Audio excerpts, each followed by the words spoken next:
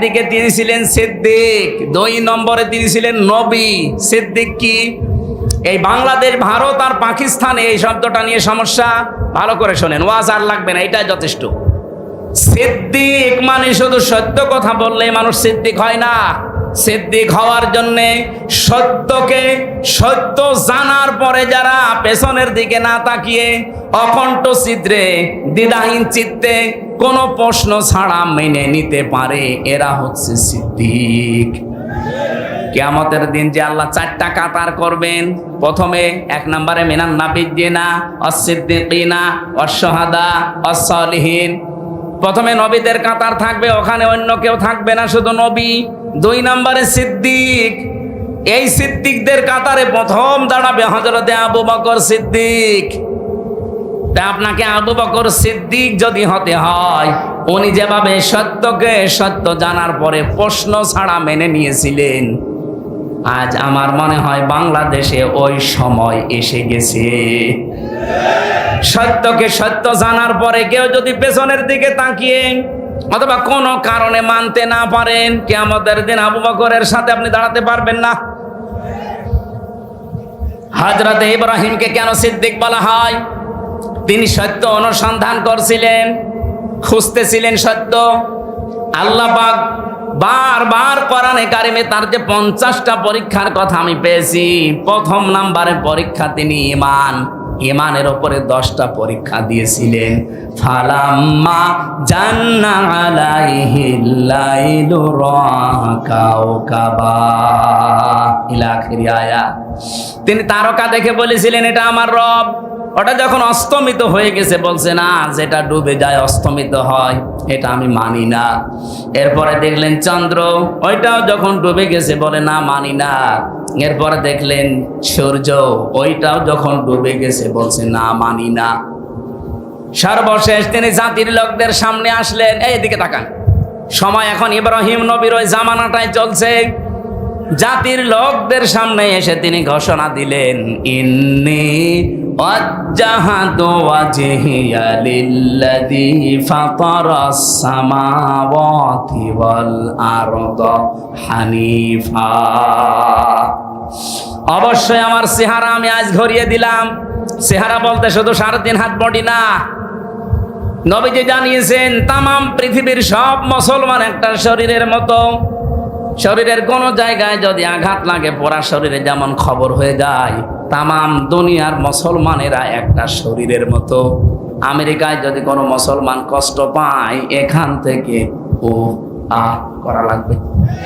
হ্যাঁ, কথা বলছেন কি? বুঝলেন হাদিস থেকে?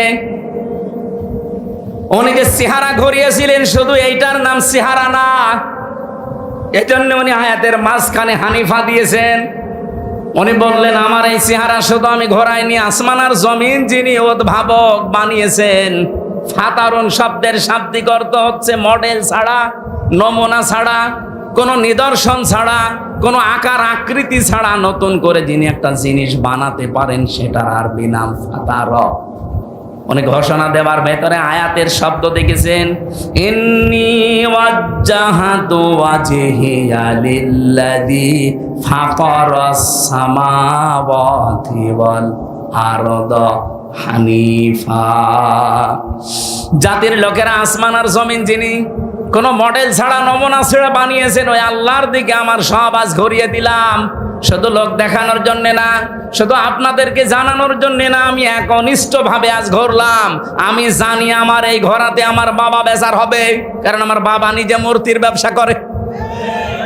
আমি জানি আমার এই ঘোরাতে আমার জাতির লোকেরা বিমুখ হয়ে যাবে, যাক। আমার বাড়ির লোকেরা বিমুখ হয়ে যাবে, যাক। হানিফা, আমি একনিষ্ঠভাবে আজকে ফিরে আসলাম।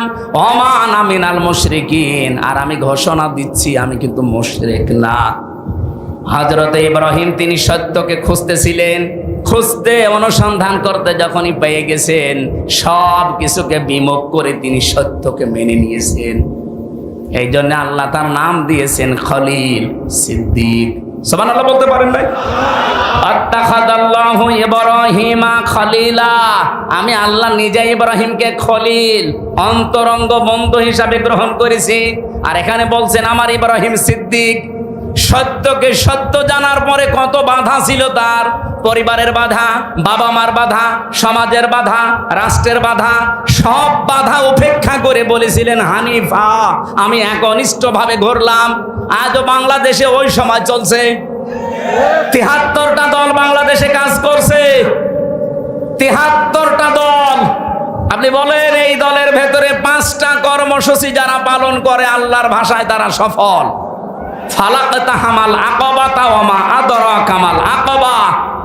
আল্লাহ পাক বলেন না, সে গিরিপথে যেতে রাজি না। আপনি জানেন গিরিপথ কি? সেটা ফাক্কুর আকাবা। যারা মানুষকে দাস মুক্তির জন্য চেষ্টা করে। আয়াতের ব্যাখ্যা 2টা। 1 নাম্বার, দাস মুক্তি মানে ওই জামানায় মানুষ কেনা বেচা চলতো। এখন যেহেতু ওই সিস্টেম নেই, এখন আছে মানুষ হয়ে মানুষের গোলামি করা, মানুষের আইন মানা। সুতরাং এই বাংলাদেশে মানুষ হয়ে যারা মানুষের গোলামি করে, মানুষের আইনের গোলামি করে, এখান থেকে বের করে যারা আল্লাহর গোলাম বানাতে চায় তারা সফল কাম। আর এই 73টা দলের ভেতরে এই কাজ শুধু ইসলামপন্থী যারা তারা করছে। এদের ভেতরে আবার 1 নম্বরে আছে বাংলাদেশ জামাত ইসলামী। আপনি হিসাব করে মিলান, এদের প্রথম কর্মসূচি এইটা, ফাক্কুর আকাবা। আমরা দাস মুক্ত করতে চাই, মানুষের দাস গোলামি হিসাবে। আপনার যদি হিসাব করতে চাই আমরা গোলাম হব? বলেন বলেন, আরো জোরে বলেন। এদের নিবন্ধন কেড়ে নিয়েছিল এই একটা কারণে। এরা যদি বলতো যে না আমরা মানুষের দাস, মানুষ আমাদের ক্ষমতায় বসানোর উৎস, এদের জীবনও নিবন্ধন কেড়ে নিত না। এরা বলেছিল না, জমিন আল্লাহর, এখানে হুকুম চলবে আল্লাহর।